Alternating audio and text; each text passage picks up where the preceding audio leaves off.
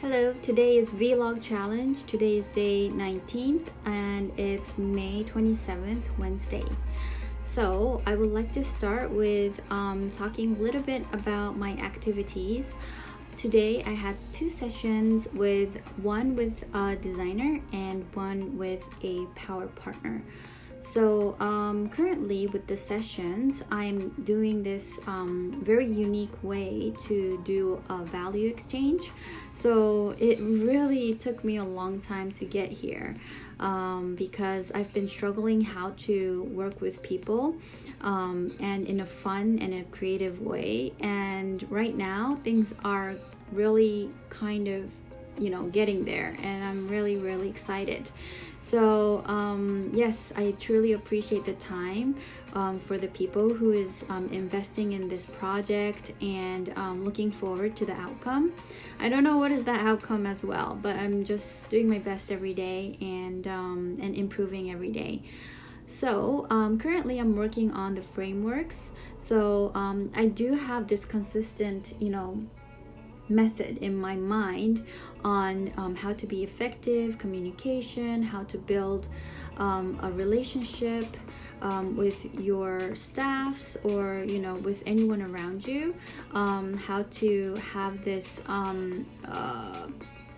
how do you say this, milestone to actually align your values with your goals, right? So this is something that I'm working on right now, and it is, I'm a human being too, so at times I'm in a very positive cycle, which leads me to really great success, great relationships and great moments. But then maybe that lasts for a couple years, and sometimes you go into a little bit downside of the cycle. So life is life and you cannot control it, so you have to kind of be aware that things will never really stay upwards. So I think that's part of the lesson as well. Other than that, working on the business plan, brainstorming the ideas and concepts and strategy right now. So I'm really excited. So today I prepared a very interesting topic. So I lived in Japan and Taiwan, and also Vancouver, Canada. That's where I live now. So these places I lived, and I want to list out the best three traits, not traits, but best three things that I loved and why as well. So in Japan, I lived, basically I grew up there until I graduated university. The first part that I missed the most after I left Japan is the convenience store. So the convenience store in Japan is super neat because, oh my god, the sandwiches are so delicious. It's nothing like you can have in Western countries. It's very unique. You would know if you're a foodie, but basically the bread is very soft, and it never gets soggy, and the lettuce is very crunchy. Like it's just amazing, and sometimes it's scary because it could be technology, but I don't live there, I don't eat it every day, so when I go back I definitely go to convenience store and binge on foods. And the second place is the cleanliness in Japan. So sometimes I just really feel that, oh my goodness, this is like worth paying the tax, is that the city is super clean. They hire cleaners like really well, but a little bit of downfall is you cannot find any trash cans in Japan, especially in Tokyo. They let the people take home their trash cans, and maybe that's a good thing. It's really like how do you say, it's like you're not educating it, but it's like you're forcing people to bring their how do you say, gomi, trash home. But the thing is that it happens in Japan because Japan is I would say well educated in that sense. great ethics and yeah, great ethics and morals. But at the same time, you know, there are challenges, I know. But anyways, the third part is, you know, Japanese are very punctual. So, well, when you say punctual, like, you know, I never really was like a super punctual person. But you know, I realized after I left Japan, started to live in Japan and came to Canada, I'm more punctual than ever, you know, compared to the past. So I would say it again, I'm not a punctual person, okay? But I think I'm like punctual than ever right now because, you know, I experienced so much interesting incidents in Taiwan and Canada.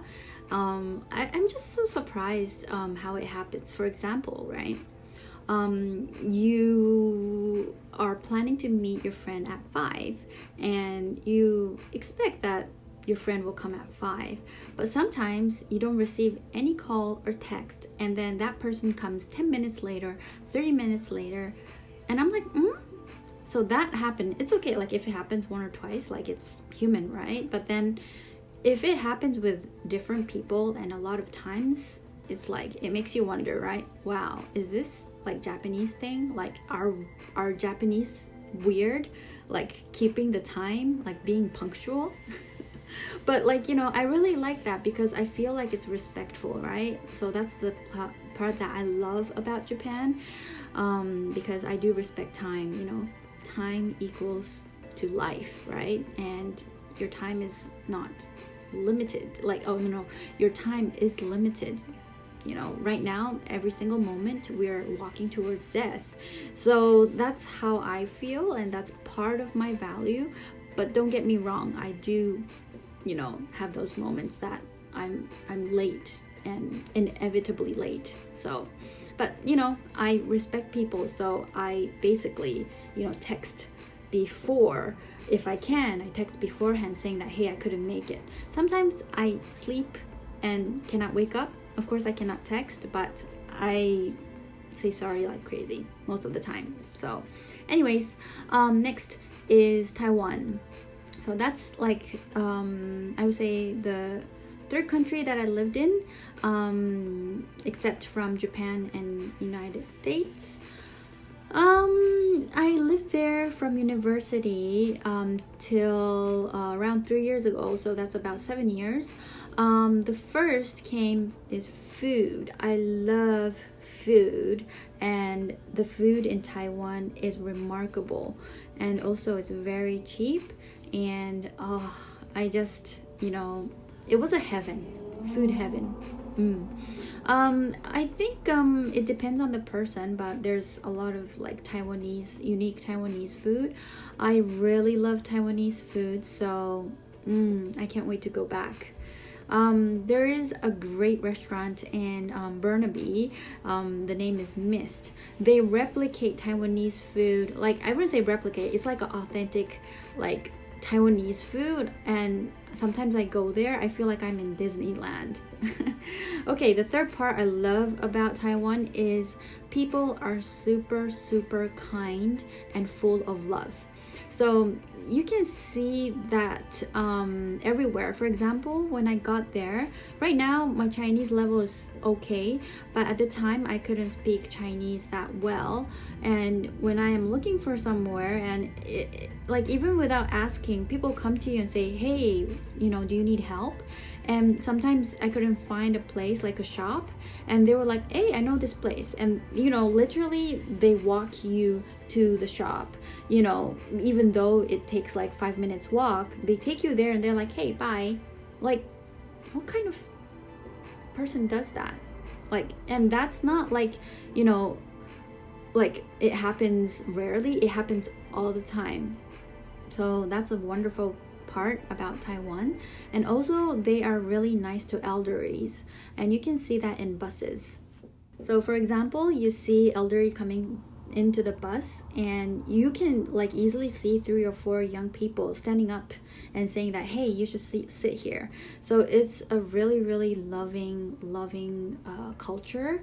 And if I were to, you know, probably get old, and if I am single at the time, I would love to live there.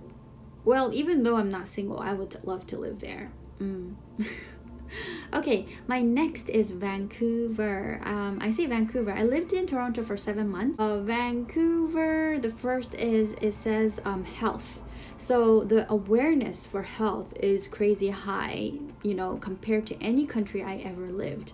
And you see people like on their sportswear outside, and you know, every single person I talk to, I think all of the person are pretty knowledgeable about food and nutritions.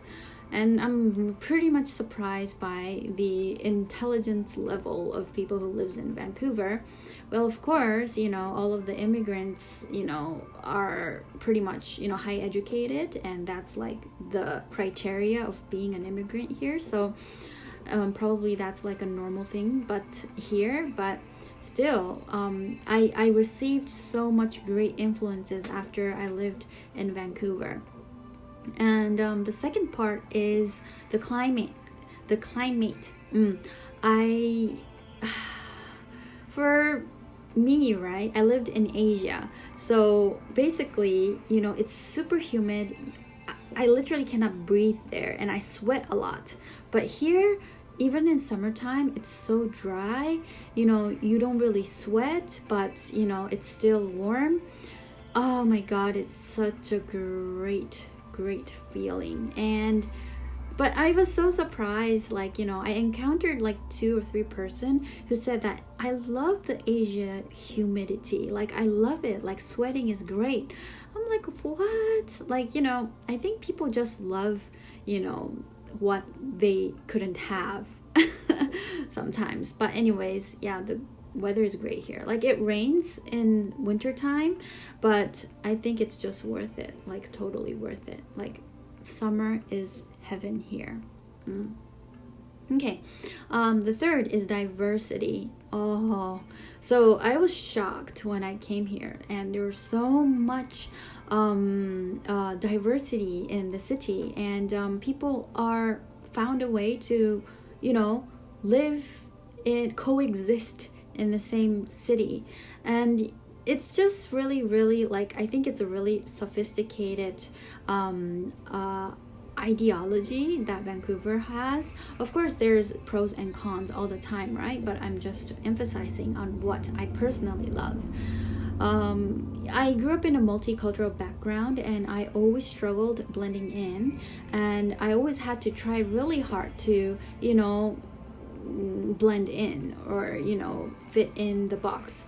But then in Vancouver, I never felt that way. Like, I don't feel different because there's already so much ethnicity out there, and you don't feel like you are like the minority, because, you know, basically it's like a whole bunch of different countries is living together, right? So that's something that I really enjoy. And yeah, that's about it today. Since I have the online class that is conducted in Japan from 3 a.m. to 8 a.m. and right now it's already like 9. I think I should head to sleep. Okay, bye. I'll see you guys tomorrow.